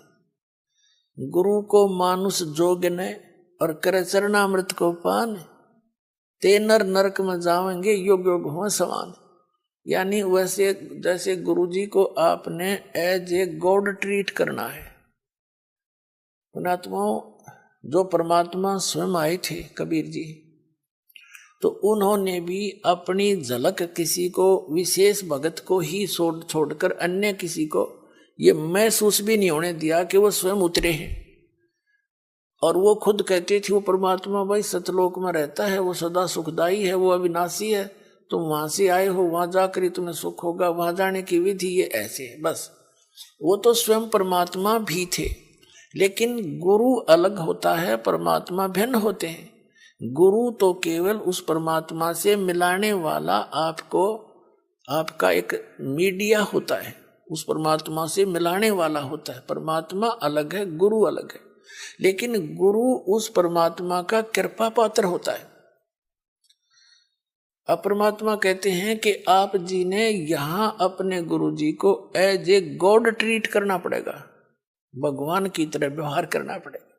उनको भगवान मान कर रिहर्सल करने पड़ेंगे, अपने मन पापी को सेट करना पड़ेगा, आपने दुष्विचारों को रोकना पड़ेगा। संघर्ष रिहर्सल है ये आपकी। यहाँ बुलाकर आपको यहाँ क्रियाएं कराई जाती हैं, दंडवत प्रणाम कराया जाता है, आपसे 2 पैसे दान कराए जाते हैं और दान से ही आपको फिर यहाँ की सुख सुविधाएं मिलती हैं। कहते हैं देते को हर देत है, जहां तहां से आन, ना दिया फिर मांगते फिर यो, परमात्मा सुने नहीं कान। तो जब तक हम दान नहीं करेंगे, धर्म नहीं करेंगे तो आपको देगा कहां से। जैसे आप देखते हो एक तो कारों में चलता है और एक भीख मांगता फिर कागज चुग गए। अब वो दिए बाबा को चौनी ना दे, सैकड़ा में एक आधा को दे जा, 2 रुपये मुश्किल दे। तो कहते हैं देते को हर देत है। आज एक व्यक्ति के ठाठ हैं आगो तो आगो, यहाँ झूठे, इस झूठी यहाँ के ठाठ जो है, कार भी है, कोठी भी है, फैक्ट्री भी लगा रखी है, तो वो पिछले जन्म का पुण्य है उसका। देते को हर देत है, जहां तहां से आन, और ना दिया, जिसने दान नहीं करा मनुष्य जीवन पाके, और दान भी सुपात्र को हो, कुपात्र का किया हुआ व्यर्थ है। तो कहते हैं ना दिया वो मांगते फिर यो, फिर भगवान सुने ना कान। वो तो अब है आपका समय, जो दान आपने जो कर्म बनाने हैं, तो अब ये समय भी अब मिला आपको, जो पूर्ण संत भी ईब मिला। यहां किया हुआ आपका प्रत्येक अध्यात्म प्रयत्न 100% सफल होगा, क्योंकि पूर्ण गुरु और पूर्ण ज्ञान और पूर्ण भगवान। कहते हैं गुरु बिन माला फेरते, गुरु बिन देते दान, गुरु बिन दोनों निष्फल है, चाहे पूछो वेद पुराण। और गुरु पृथ्वी पर कोई है नहीं इस दास के अतिरिक्त। आपका जच्चो चाहे मत जच्चो,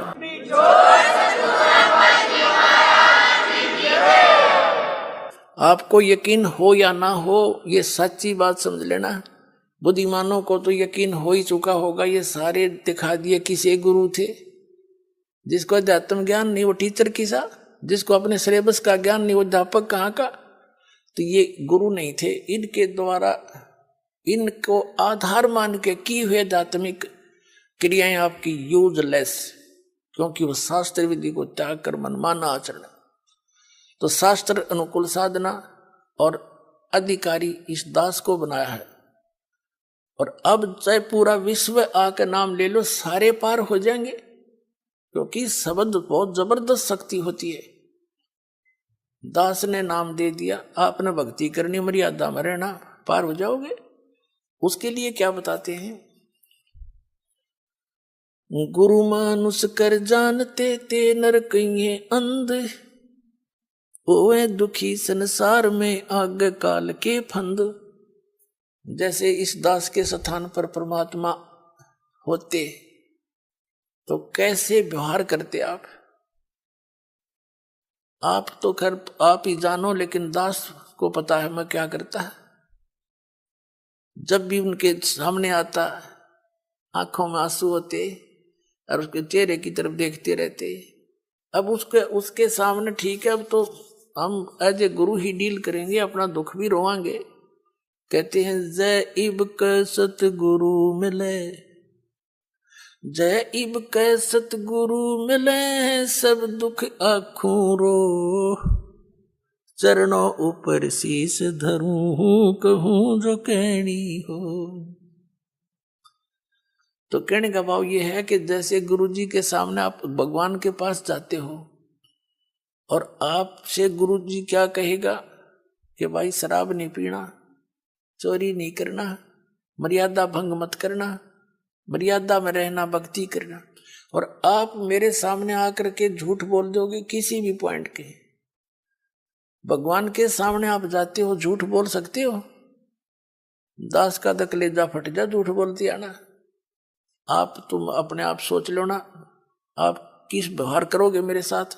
जो इस दास के साथ आपका व्यवहार होगा वो भगवान के साथ माना जाएगा।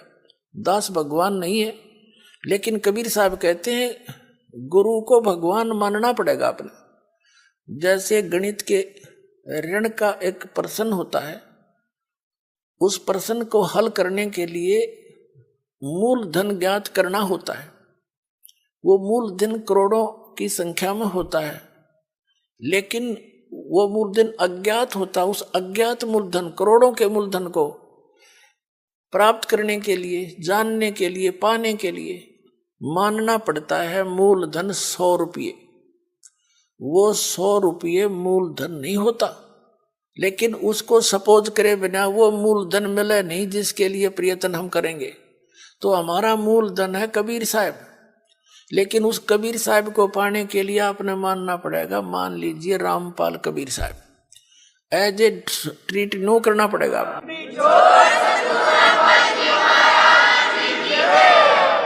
और ऐसे सपोज करे बिना आप पा नहीं सकते उसको।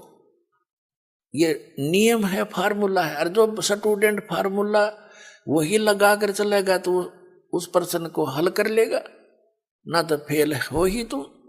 तो हमने फेल नहीं होना। जब इस परमात्मा की स्कूल में आए हो, विद्यालय में, तो सारे फार्मूले लाओ। जब वह सफल हो गए तुम, तो कहते हैं मान लीजिए गुरुजी भगवान है, और भगवान के पास फिर गुरु सम्मुख ले झूठ संजोई, निश्चय नरक पड़े से सोई। वेद पुराण कहे सब साखी, साखी शब्द सब यूं बाकी, मानुष जन्म पाके खोए, और सतगुरु विमुखा युग युग रोट।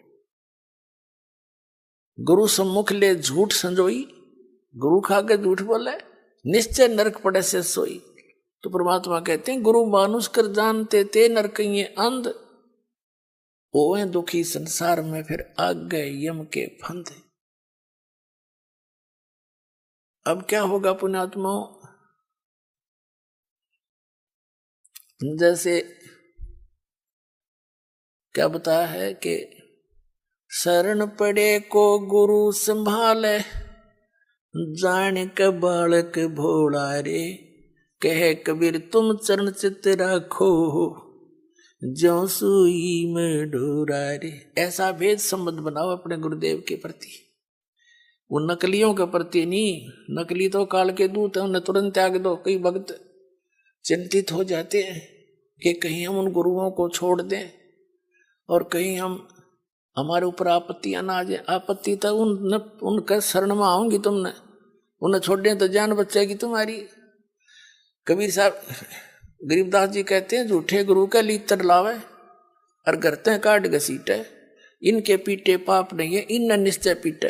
पीछे घटिया ये गुरु है, ये अनमोल जी उनका नाश करने लग रहे, अपना भी आप श्रद्धालुओं को मिसगाइड करे। तो कबीर साहब कहते हैं झूठे गुरु के पक्ष को और तजत न लावे वार, और द्वार न पावे शब्द का वो भटके वार ही वार। फिर कहते हैं जब लग गुरु मिले नहीं साचा, तब गुरु करो, तब तक गुरु करो 10 पाचा। जब तक सच्चा गुरु नहीं मिले तो कितने गुरु बदलने पड़े, उसमें पाप नहीं लाभ होगा। कहते गुरु की कबीर डूबे थे हम उबरे, गुरु की ज्ञान चमक, और बेड़ा देखा जर्जरा उतर चले फड़के। जैसे नौका टूटी ही और मझदार में जा रही हो, नीचे से पानी भरने लग रहा हो और साथ में कोई दूसरी ले जाकर खड़ी कर दे बिल्कुल ओके, और उसने कहा या डूबेगी भाई, देखिए पानी भरने लग रहा है इसमें, और आ जाओ इसमें। विलंब कूद जाएंगे वो 1 सेकंड में। जो विकल्प नहीं हो तो डूबेंगे। जब विकल्प खड़ा कर दिया कि या ठीक सर इसमें आ जाओ, और फिर भी ना दे, फिर तो वो भांग पिए बैठे हैं। घटनों पानी में भी बड़े हैं, फिर भी नो के ओके है। तो जो दास प्रमाण दिखा रहा है और ये नौका साथ में खड़ी कर दी कि ये है ओके इसमें आ जाओ, और यह सारी डूबेगी तुम्हारी, और अब भी उनको नहीं छोड़ रहे, उनने तो फिर नशा गणा हो रहा है। उनका क्या करें फिर हम? कबीर साहब कहते हैं कि ये चातुर पुराणी चोर हैं। इतना ज्ञान दास ने बता दिया और उनकी दाख, उनने तो कुछ ध्यान देना चाहिए। जो संत गुरु पद पर बैठे हैं, तुम क्या करने जा रहे हो? तुम्हारा ज्ञान फेल कर दिया, और फिर भी भोले आत्मा नहीं कहते भाई चलो, वह भी आ जा, उन्होंने भी कह दे भाई बिल्कुल ठीक है, नहीं तो गलत बताओ मेरे ज्ञान को। मैं बार बार कह रहा हूँ ये गलत बताओ, गलत कह रहा हूँ, और गलत नहीं कह रहा तो स्वीकार करो। इन छोड़ दो परमात्मा के बच्चों ने, क्यों दुश्मन बने बैठे हो तुम?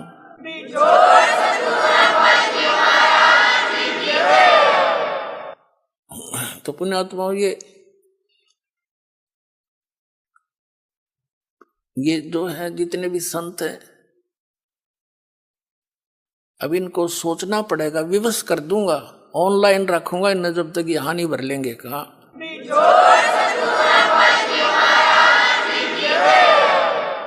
और क्योंकि ये भोले सरदार कबीर साहब कहते हैं चातुर प्राणी चोर हैं, जैसे मधु परमहंस हरिये नो कह बोला हमने आध्यात्मिक ज्ञान चर्चा ना करी। इससे सिद्ध है कि ये परमार्थी नहीं है। अगर ये संत होते तो रूपदास जी की तरह कह देते धर्मदास को कि बेटा जा अपना कल्याण करा ले, मेरे तो समझ में आती नहीं, और तुझे गुरु मिल गया है तो जा कल्याण करवा ले। तो उसने छोड़ दिया तो बोली आत्मा आ गया और कबीर साहब के चरणों में गिर गया। फिर तो पूछो मत, फिर तो सारी ये बात समझ में आ गई है, भगवान मेरा तो नाश हो जाता, मैं तो डूब गया था। बताया जीव कहाँ जाएंगे जो आपके शरण में नहीं आते। परमात्मा ने कहा था तू ज्यादा चिंता मत कर, या बीचली पीढ़ी का समय आओगा ना जो 5500 वर्ष बीत जाएगा कलयुग, तब देखूंगा मैंने सारा ने, और तू भक्ति कर, तेरे वंश भी तभी पार होंगे जब मैं दोबारा आऊंगा। अब परमात्मा ने आए तो दास भेज दिया पुण्यात्मा, 100 की 100 साची मान लेना। ये सब प्रमाण बताने लग रहे।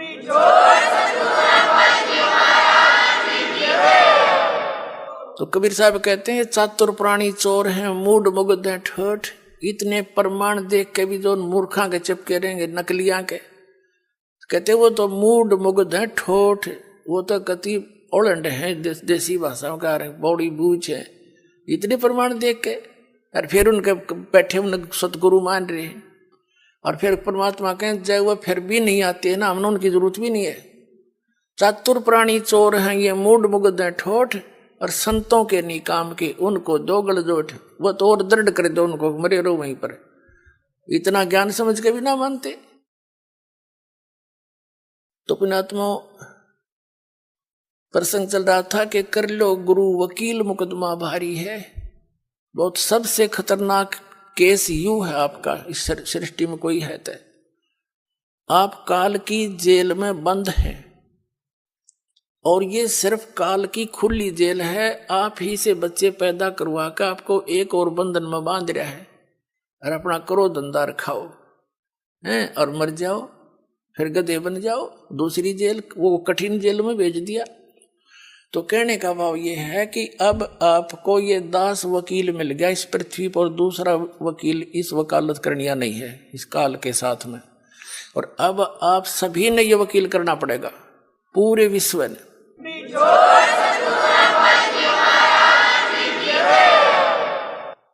और उसके लिए क्या बताया है आप जी, जैसे बताई दिया कि प्रथम मंत्र जो आपका जाप है आपके इन सभी कमलों के से बरी कराएगा आपको। जैसे ये राधा स्वामी पंथ वाले और जय गुरुदेव पंथ वाले, यो एक विचार है इनके एक जैसे, क्योंकि ये राधा स्वामी पंथ से निकले हैं आगरा वाले से ही, और ये व्यास वाला भी, और धन धन सतगुरु सच्चा सौदा सिरसा और जगमाल वाली वाले, ये निरंकारी, ये ठाकुर जी वाले, ये सारे एक कुएं का पानी है। जनोद वाला जो बयानी में बना रखे, ये इनका, ये क्या कहते हैं कि हमारे गुरु हम तो सीधे त्रिकुटी पर ध्यान लगाते हैं। त्रिकुटी पर हमने नीचे के इन कमलों की कोई आवश्यकता नहीं है।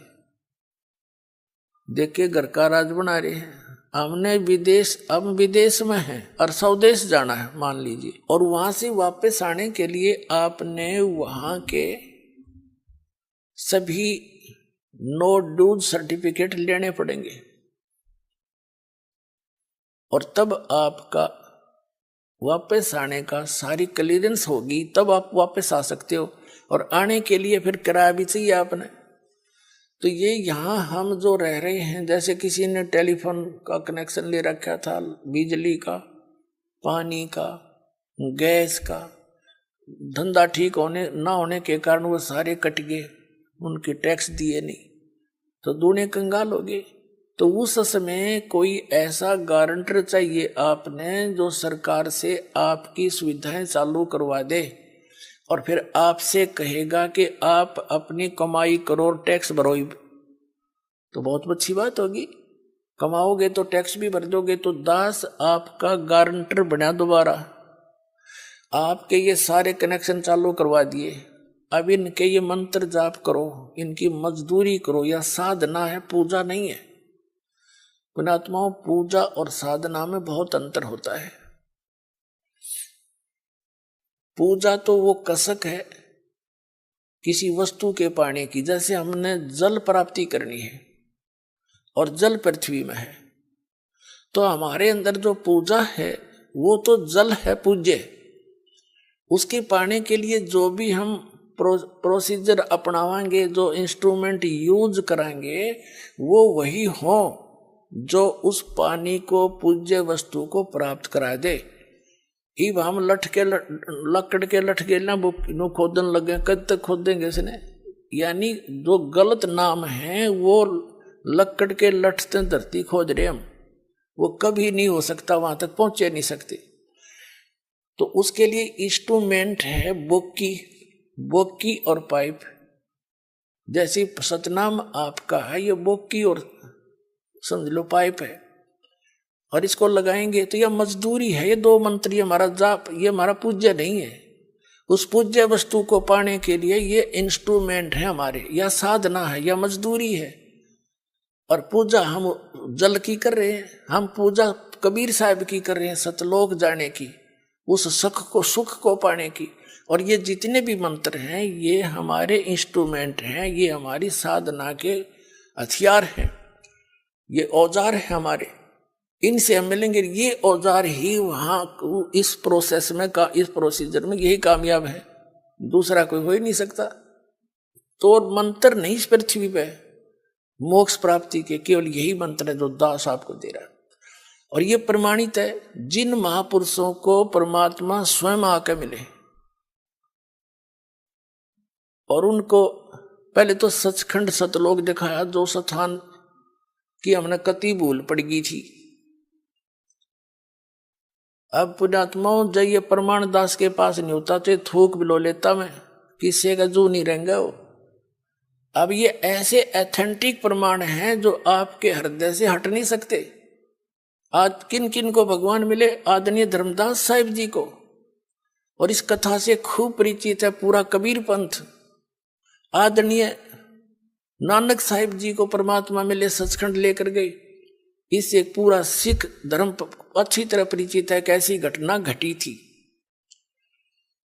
और ऐसे ही आदरणीय दादू साहिब जी के साथ हुआ था, ये भी दादू पंथी सब जानते हैं। ऐसे आदरणीय गरीबदास साहिब जी के साथ हुआ था, सतलोक लेकर गए थे, वापस छोड़ा था, ये पूरा गरीबदास पंथ जानता है।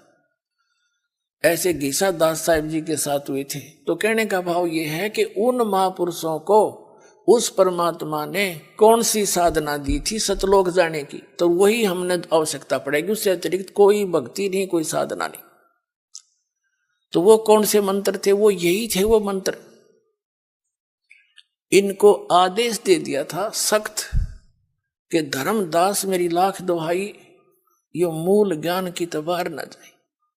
और फिर इसी प्रकार कहा था, धर्मदास मेरी लाख दुहाई, ये सार शब्द कहीं बार न जाए। ये मूल ज्ञान और सार शब्द बार जो पढ़ी, बिचली पीढ़ी हंस नीतर ही। अब जितना भी युग काल का सबसे ज्यादा, सबसे अधिक जो पंथ का विस्तार हुआ है, ये राधा स्वामी से हुआ है, दूसरे नंबर निरंकारी से हुआ है। और ये दोनों के दोनों गुरु ग्रंथ साहिब को पढ़ के न्यारा सांग जोड़ा। और यदि ये मंत्र गुरु ग्रंथ साहिब में होते तो ये यही मंत्र देते पाते। तो बता, आज ये दास कैसे भिन्नता बताता आपको कि ये अधिकारी है नहीं। चल, ये अधिकारी होते और ये मंत्र दे रहे होते तो कोई दिक्कत ना थी। मैं क्यों थूक बिलाऊं, वो क्यों सिर में दर्द करता, मैं भी लेकर नाम अपने पार हो जाता। ये अधिकारी नहीं है, इनके पास ये मंत्र भी नहीं है। और उनको परमात्मा ने, उन महापुरुषों को इसलिए मना कर दिया था कि यह बात बिगड़ जाएगी। बीचली पीढ़ी में मेरा और काल का एक एग्रीमेंट हो रहा है कि कलयुग में कितने जीव ले जाना। तो परमात्मा ने पता था कि पिछली पीढ़ी में पहले तो शिक्षित करूंगा इन सबको। नहीं, पिछला इतिहास देख लो, हमारे दादे परदादे ने कोई पाड़ी जाया करता, कोई हाड़ी जाया करता, कोई कितना मजदूरी करके अपना टाइम पास कराया करते, उन्हें पढ़ने की आवश्यकता नहीं थी। अब हमने पढ़ाई को एक प्रथम मान लिया सिर्फ रोजी रोटी के लिए। हमने तो इसलिए स्पीड खींची थी, हरी भी काम आओगी वो दूसरी जगह या शिक्षा परमात्मा के पहचानने के लिए। ये कंप्यूटर बना दिए, इंटरनेट बनवा दिए। ये कबीर गॉड गिवन माइंड है, ये उस परमात्मा ने दी है बुद्धि, ना काल बुद्धि दे। ये तो पहले पिछला इतिहास देख लो, रथों में 4-4 5-5 गधे जोड़ कर ये खच्चर घोड़े और घसीटे अंडा कर दे, उसने सबसे बड़ी सवारी मान्या करते। वो कोई तरीका था, एक नोन बाजो वैरो लठम लट्ठा गेला। तो ये ऐसी बुद्धि कर रखी थी इसने हमारी, ये कबीर साहब ने दिया है ये सारी टेक्निक। और दी किस लिए? आप जी को घर बैठे संदेश देने के लिए। वो इतना दयालु है कि घर बैठे दे दूंगा अपने बच्चों को शिक्षा, और पहचान लेंगे पूरे विश्व में मेरा नाम होगा और सबका कल्याण होगा।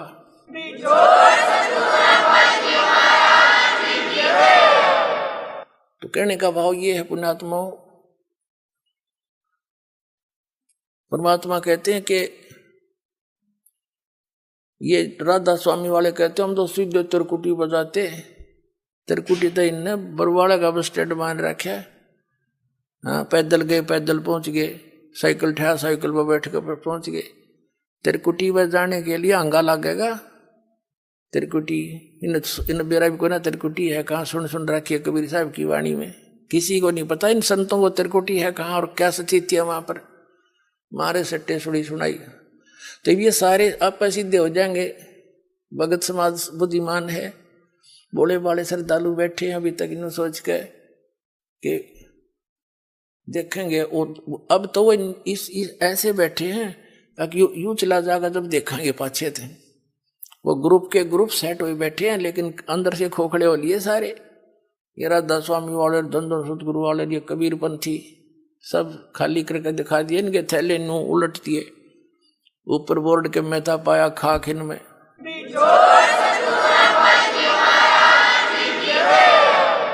तो तिरकुटी पर जाने के लिए जैसे आपको बताया कि जैसे हमारा जल पूज्य है, पूजा हम जल की करते हैं, और ये नामों की साधना जो है ये तो इंस्ट्रूमेंट है अपने।